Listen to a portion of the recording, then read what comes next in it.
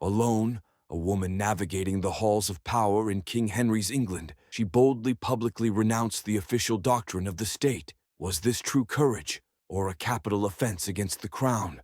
Anne Askew, though lacking a noble title, became one of the most infamous individuals executed during the brutal reign of Henry VIII, born about 1521, daughter to Sir William Askew. A loyal Lincolnshire gentleman, Anne received an uncommon gift for a woman of her era, a classical education. Yet, in her hands, that learning was not a domestic accomplishment, but a potent challenge. In a period when the gap between demanding religious renewal and committing mortal heresy was frighteningly narrow, Anne embraced the new Protestant beliefs, pointedly rejecting the concept of transubstantiation, the Catholic conviction that the bread and wine of the Eucharist literally transform into the body and blood of Christ. To voice such doubt was, under the King's 1539 Act of 6 Articles, a crime punishable by immediate execution. Her words were unwavering, unretracted. "I would sooner read 5 verses of Scripture," she said in one interrogation, "than listen to 5 masses in the church." These were not casual emotional slights. They were calculated attacks upon the very spiritual underpinning of Tudor policy. By 1545, her insistent public preaching in London, articulate, persuasive, and therefore perilous, had violently attracted the attention of Bishop Stephen Gardiner and Chancellor Thomas Wriothesley. These men were stern guardians of ancient Catholic tradition within Henry's unstable religious compromise, and regarded Anne not as a misled woman, but as a dangerous, subversive virus. She was not only disseminating forbidden views, she was critically eroding the status of the monarch as the supreme head of the Church of England. Adding a dark layer of complexity, Anne's doctrinal resistance flared amidst rising political anxiety at court, specifically surrounding Queen Catherine Parr, whose evangelical leanings were well known, and eyed with suspicion. Anne was arrested, questioned, and briefly released once, but her reprieve was short-lived. This second time, she would know no freedom. To John Bale, a Protestant chronicler of the era, Anne was a virgin, not only pure and undefiled in the body, but also a pure virgin in the faith of Christ. That unblemished quality of conviction was soon to be pitted against the most dreaded engine of torture in England, the rack. Deep in the dank, wet cells beneath the Tower of London, Anne Askew was dragged into a world few ever emerged from with body or mind intact. What followed was an act of state violence so egregious, so unusual, that it truly shocked even the sensibilities of Tudor England, a land already hardened by the common sights of gallows, fire, and axe. Anne had already suffered a trial and been condemned for the high crime of heresy.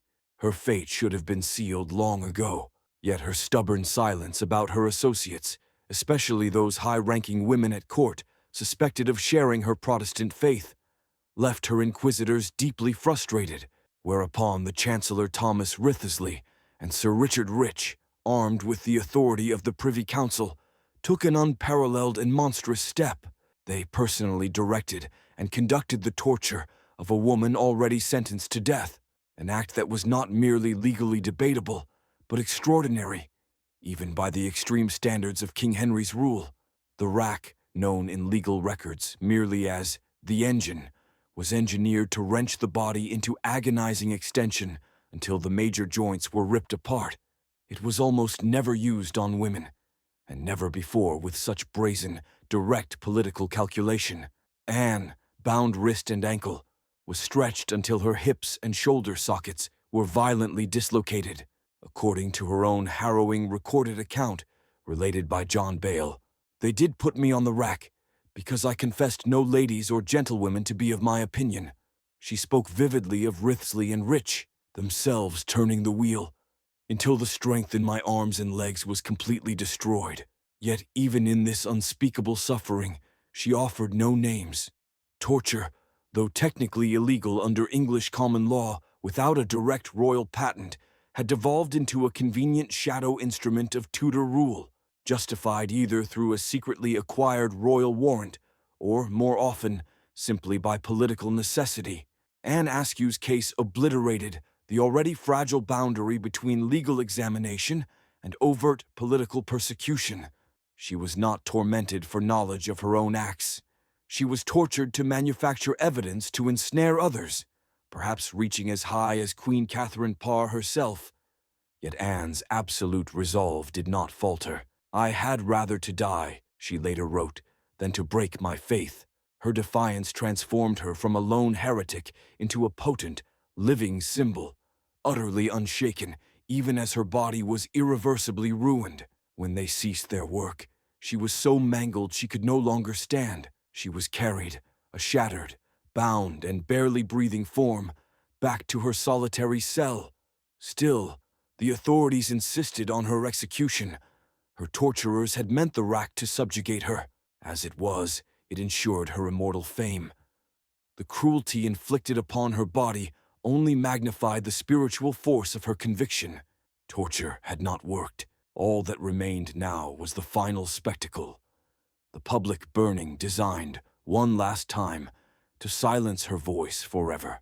Unable to walk, her body severely weakened and crippled from the previous day's torture, Anne Askew was carried to the stake in a small chair, her frame utterly ruined on the rack, yet her will entirely resolute.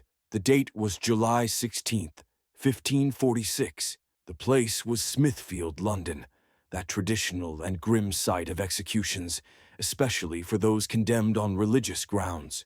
Here, in full view of the greatest nobles, clergy, and commoners alike, England performed some of its most dreadful and very public purification rituals, but this was a spectacle apart. Anne Askew was not a solitary figure in her final moments. 3 others, John Lascelles, John Hadlam, and John Hemley, were to share her fate that day.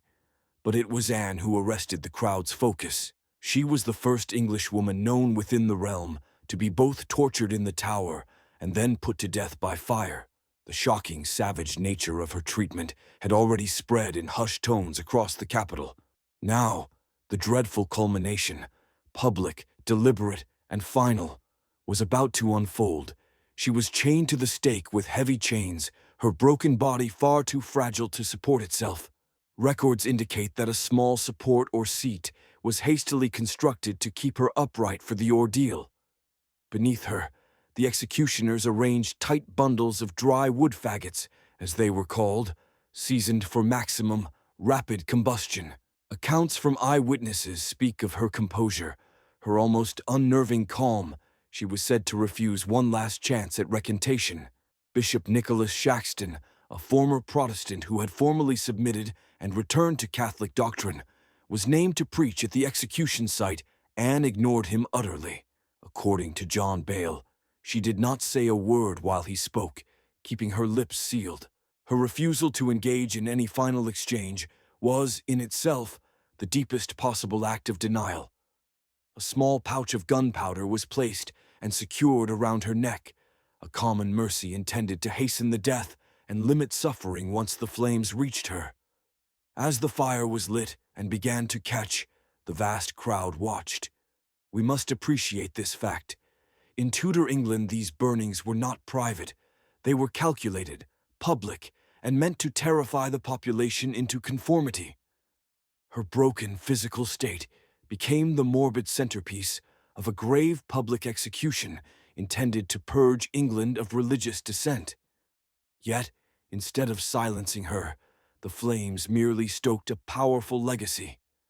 Anne Askew died without confessing, without betraying a single person, and without expressing fear. Her powerful writings, carefully preserved in the Examinations of Anne Askew, were quickly distributed throughout the entire network of Protestant reformers. John Foxe later included her story in his monumental Acts and Monuments, saying that she was burned for the testimony of Jesus. The uncompromising message was clear. The state had the power to destroy the physical body, but it could never truly conquer the faithful soul. Her final, agonizing ordeal became an unmistakable indictment of England's violently imposed religious policy, a policy so brutal that it could take a young woman and, before the astonished eyes of the whole kingdom, turn her into a martyr.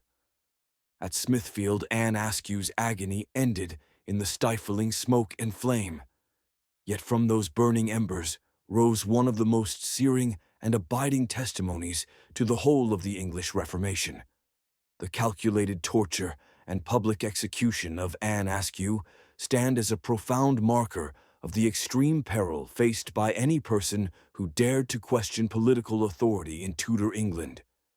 Her agony was not only a personal and dreadful tragedy, but a stark, horrifying revelation of the era's vicious, unforgiving struggle over conscience and belief.